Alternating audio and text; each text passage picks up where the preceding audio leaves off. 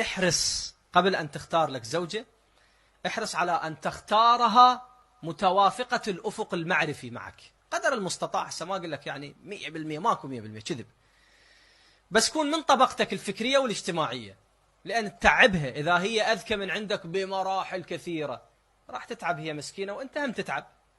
وإذا بالعكس أحيانا هو الزوج ذكي حاد الذكاء كذا، ومبتلي بمرة يعني 5 مرات يشرح القضية الأمر 6 مرات يفهمه يشرحه، لا يوصل له ما يوصل، معاناة حقيقة، معاياة. فلا بد من تقارب، لا بد من تقارب في البرج الفكري حتى تستمر الحياة.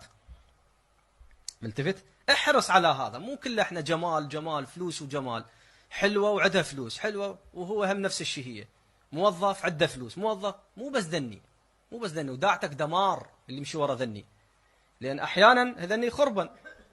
يعني تدخل في العقد الثالث هي من عمرها أو في 40 من عمرها، تبدي موجة الجمال تنسحب، تتراجع، تتقلص، أليس كذلك؟ وكذلك بالنسبة إلى الأموال، ممكن بلحظة يخسر فلوسه ويروح وتروح فلوسه كلها ويرجع فقير، حاله حال سواسية الناس.